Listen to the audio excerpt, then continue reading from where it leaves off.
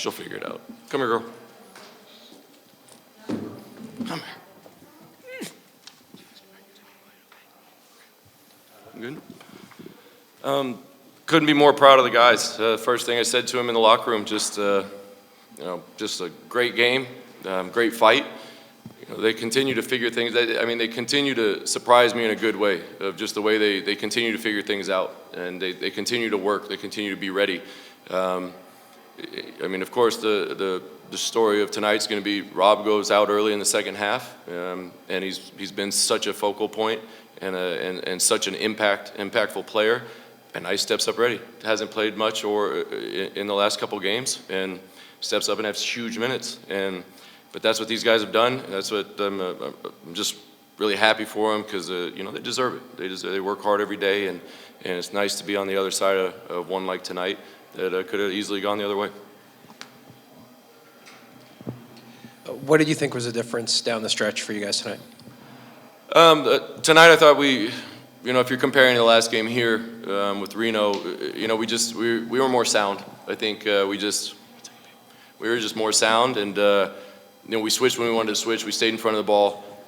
Even late, we kind of messed one up, but didn't really, but made him make a tough shot, and that's not what happened in a couple games ago. But that's what happened tonight. And again, we were mixing and matching. We had guys guarding different guys, which.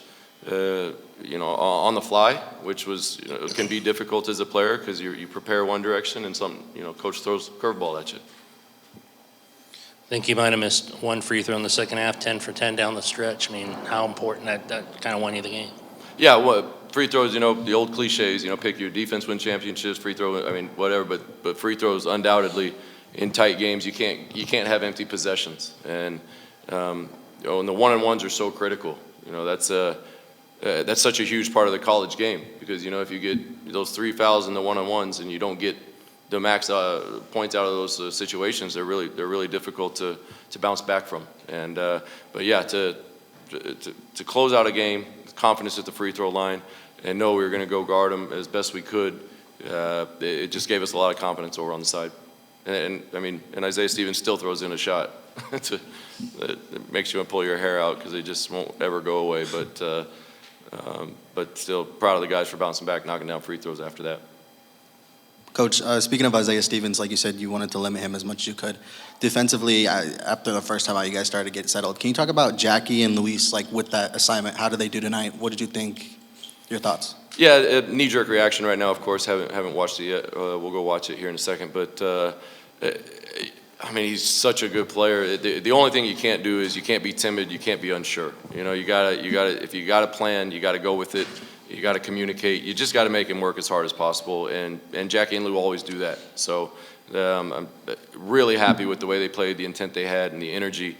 And I know when we go watch the film, we're gonna be proud of how hard they played, because like I've been saying for a couple of days, I feel he's gonna have the argument to say he's one of the best Mountain West players of all time, and that's not something you just throw out there casually. He's got the career to show for it, and just glad that's the last time in the regular season we'll see him in Thomas Mack. Kevin over here on the left. DJ, 18 second half points. What did you see out of him down the stretch there? It's tough. Just tough. He had some uncharacteristic decisions in the first half, that we haven't seen in a while. Trying to thread the needle, trying to, just kind of taking a little more risks than he's been taking. But, took a breath at halftime and made some huge plays, and took advantage of some opportunities, some advantages, and again, he's somebody that's gotten better every single game, and his growth and then his ceiling, is limitless, and he's our leader, he's our point guard, and he's just done a great job. He doesn't get too high, doesn't get too low. If you go see him out there, he'll have a little smile on his face, but he won't be celebrating, he won't be dancing, he won't be doing anything like that. He'll give his family a hug, and he'll go home and talk with his dad about the game, and he'll come in the morning, watch some film, and get ready for the next one. Coach, there's hundreds of kids getting autographs right now by your team, shooting some hoops out there. How big is this win, not only for your team, but for the community? It feels like kind of the biggest win of the season right now. Yeah, I think you could make the argument just because of what, when you're in the last 2 weeks of a season, 2 or 3 weeks of a season, the importance and the weight on each game. And again, we left the Reno game, we were sick. We were sick to our stomachs. We just didn't feel that was us. That was what we had done. 37 great minutes, and then let it slip. When for the majority of games leading up to that point, when we were in close games, we had a great sense of confidence because we knew we had kind of developed a rhythm that we were going to do certain things and do certain things well to give us a chance to win. But yeah, I think it's the sports capital of the world right now. You and I have talked about that, and the interest in sports is as high as I would assume as it's ever been, certainly since my family moved here. And so people are getting out and supporting sports teams and sports programs, and to have some confidence and be playing well right now going into the final stretch is just it's just fun to be a part of. But the best part about it, honestly, is to have such a great crowd again and not have a discussion point after like, man, that crowd was incredible, but then want to move on to another topic because you didn't win. like we kind of felt a week ago. To be able to now go and talk about how incredible the crowd was and how amazing the fans were, especially when they possibly don't agree with the call, and how just mad they get as a fan base is it gives you goosebumps on the sideline, because that energizes your guys, even though if they're not really paying that much attention to it. It's part of the energy of college sports, but I think we can give a big thank you to the crowd for helping get that one done. Do you know anything about Rob Whaley's status right now? Unfortunately, no. He wasn't able to go back in. That's kind of all we knew. So we'll know more with an X-ray, possibly MRI tonight or tomorrow morning. So why was Isaiah Cottrell the guy in your mind to close out the game for you? Yeah, it's just when you lose a guy like Rob that's had that impact. We had a pretty good rotation going at the big spot, and you lose one. So we got to make it work. Kind of more normal rotations and patterns have to be adjusted, and you just want to make sure guys are fresh out there, especially at the bigs. They work so much harder than guards in guarding and working for position, that you just want to make guys are fresh. Sure, guys are fresh. Coach, Colorado State, they shot 6 from 24 from 3. What was that game plan going in to maybe not limit the three-point attempts, but they were off tonight? What was the game plan? I believe they're first in the country in assist percentage, or baskets assisted, and so just knowing that how good they are at making plays for each other, we just wanted to make the shots as difficult as possible.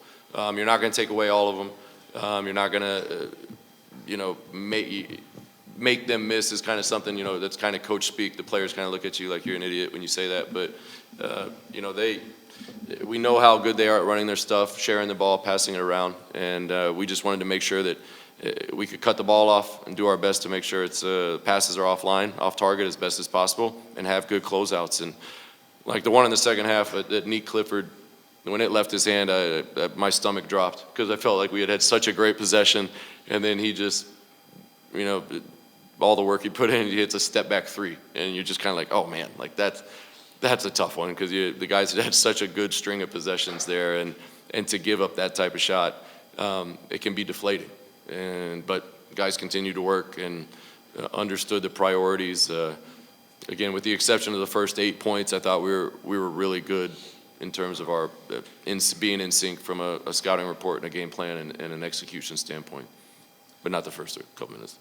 Coach, we're getting closer ever to the conference tournament. How important is it, for these last few games to kind of finish strong and carry as much momentum as you can heading into the tournament?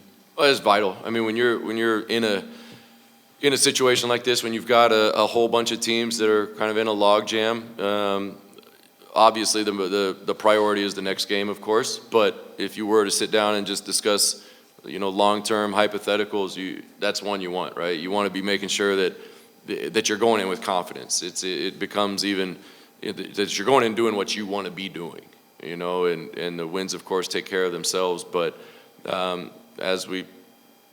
tournaments, conference tournaments and NCAA tournaments are as big as they are because so many unexpected things happen. And the less we can be guessing on, right, in terms of production, efficiency, what works, what doesn't, it just helps that much more. And we like where we're at right now. Hopefully Rob's ankle is just a little something that was more precautionary than anything. Because we've developed a pretty nice little rotation, and guys have kind of continued to gel together. But it's also kind of been the story of the year so far, so we'll figure it out. Try to put a Band-Aid on what we could put a Band-Aid on and get after it tomorrow, getting ready for another tough one. Thanks, Coach. All right. Thanks, guys. DJ, you guys, another close game against this team. You lost the first one, you're able to pull this one out. What do you think made the difference down the stretch for you guys tonight? We were just more mentally prepared for this game, especially in the end of the game. We knew it was going to be a tough game. It just came down to making free throws and getting stops and getting clean rebounds, which we didn't do in the last game. So I think that was the difference tonight. Double-digit free throws for you. You look like going to the line over and over again in the second half. Was there any intent on your part to try to get to the free throw line or to force their defense to get physical? What was your strategy there? Just staying aggressive, because I knew that we were in 1-1 early in the second half. So the coach just kept encouraging me, and my teammates kept encouraging me to just keep attacking, keep being aggressive, and keep attacking the basket. Yeah. You guys were down double digits early in the first half.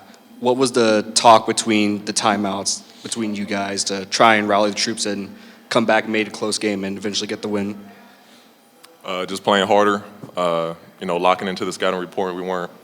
We just weren't locked in the first half, and we just needed to turn it around, and that's exactly what we did. Yeah, just staying poised in that first half, especially that first 10 minutes. We started off really slow, didn't do what the scouting report said. They got off to an early lead, but we didn't hang our heads. We just kept going and got our group back. Yeah. This is for both of you. How important was it for you guys to rally around Rob and get the win after he went down? I mean, he's a huge part of this team. Ever since conference started, he's been, dominating every single team we play. So, missing that part is huge. So we just had to step up and, figure a way, and we did it. So. Yeah, I just win this game for him because, he plays so hard and contributes so much to our team. And he just brings such a great positive energy on the court, especially and rebound on the boards. So, we knew we had to compete and win this game for him. Thank you. Isaiah, never know when your number is going to get called. You were on the floor, down the stretch tonight. What was your mindset? What were you trying to provide when you were out there late? The biggest thing you control is, your defense and your effort. And like you said, you never know when your number is going to get called. So you just got to stay prepared. And, that's exactly what I did. I just, tried to give as much effort and much energy on defense as I could today. And DJ, what were you getting from Isaiah in the final minutes when he was out there with you guys? Just really battling with their other big, Cartier. He was bumping him, getting rebounds, blocking shots, just playing hard, doing whatever it takes to win, whatever the team needed to do. Yeah. Thanks. What was that defensive game plan going in the scout for Stevens? Because I felt like it was a quiet 18 that he had. Just keeping him in front, especially going over on all the ball screens. Just trying to tire him out, make it hard for him. I think Lou and Jackie did a great job with that tonight. Yeah, It's being physical. And Isaiah, what was the defensive responsibility for you going in towards the end of that game there? The biggest focus was Stevens, obviously. So on every ball screen, it was, they're telling the bigs, guard him like, you're guarding him. Don't guard it like you're trying to get back to the big. Guard him like you're guarding him. So that was the biggest focus, just making sure that we limit his shot attempts. Anything else for these guys? Sure. All right, appreciate you guys. Thank you.